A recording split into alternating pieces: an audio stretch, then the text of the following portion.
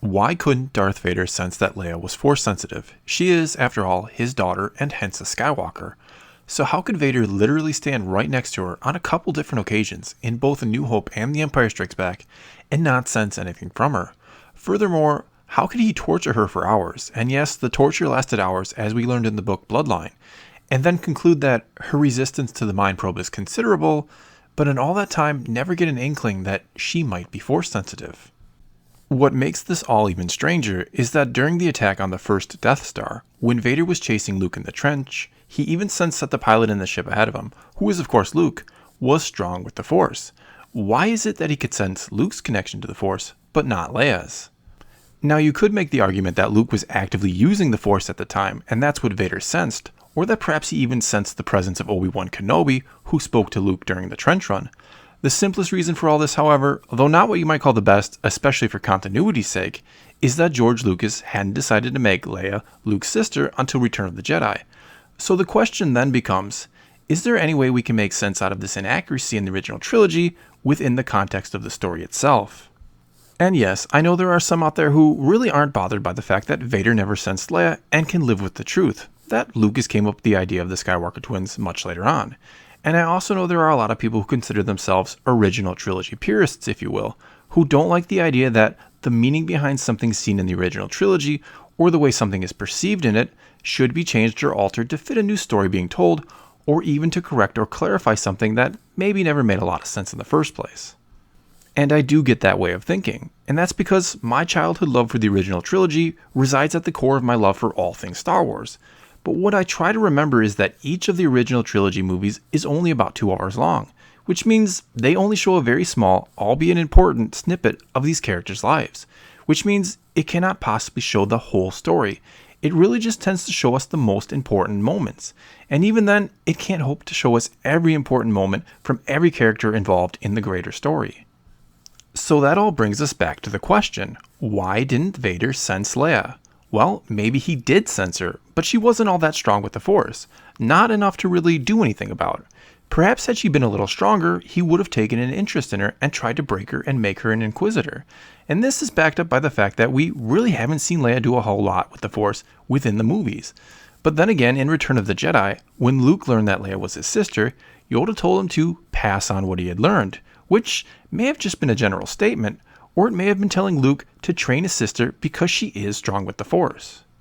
And another possibility, as I've suggested in a previous video of mine, is that maybe Leia has some type of rare and special passive ability that made her sensitivity too difficult to be seen or felt through the Force by others. This would explain why Obi-Wan didn't seem to think she was another Hope in The Empire Strikes Back, and why Yoda had to tell him, no, there is another. And that's because Yoda was still able to sense it, whereas Obi-Wan was not. Then again, maybe there is another explanation entirely. Perhaps the Force lay dormant in Leia, so much so that it couldn't be sensed by Vader or Obi-Wan. But maybe Yoda knew or suspected that, down deep, it was there, and it was with her. Perhaps when the twins were born, the Force chose one to manifest in immediately, that being Luke of course, and decided to lay dormant in the other in case something happened to the first. And when Luke was dangling below Cloud City, likely about to die, he called out to Leia and awoke the Force in her. Then there is yet another possibility. What if Yoda and Obi-Wan did something to both the twins before they were separated and put into hiding?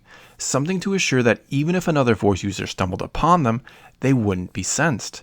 Many suspect that Rey had some type of mental block put into place, and the novelization of The Force Awakens seems to confirm this when Kylo Ren is mind probing her and runs into something he cannot push past. So could something like this have been done to Luke and Leia?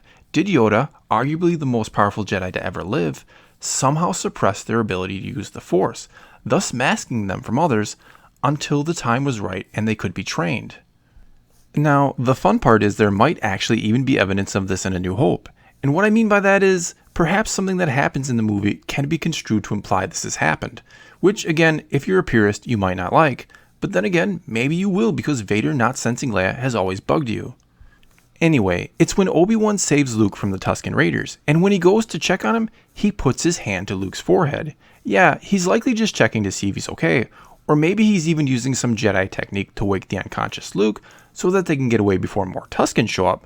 But could this actually instead be the moment Obi-Wan lifts the mind block from him that has been in place since he was separated from Leia?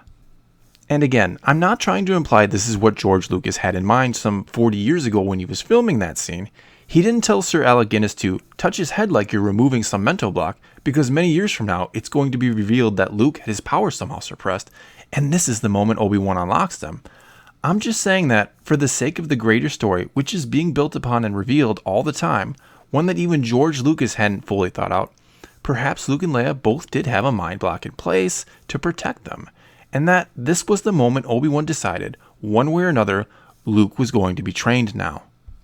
And as for Leia's mind block, again, it was Luke calling out to her when he was dangling below Cloud City that finally broke it, and awoke the Force in her, if you will. And the reason why Obi-Wan didn't think she was another Hope was because he didn't know Luke was going to be able to do that, but because of their strong connection as twins, he could and did. This of course leaves us with the problem of, why didn't Vader stumble upon this mind block when he was interrogating Leia during A New Hope? Well, perhaps Vader is not as good at pulling thoughts and memories from minds as his grandson Kylo Ren will eventually be. In fact, he may have just let the interrogation droid do all the work because mind probing was again a technique he wasn't good at or had never even been taught by his master.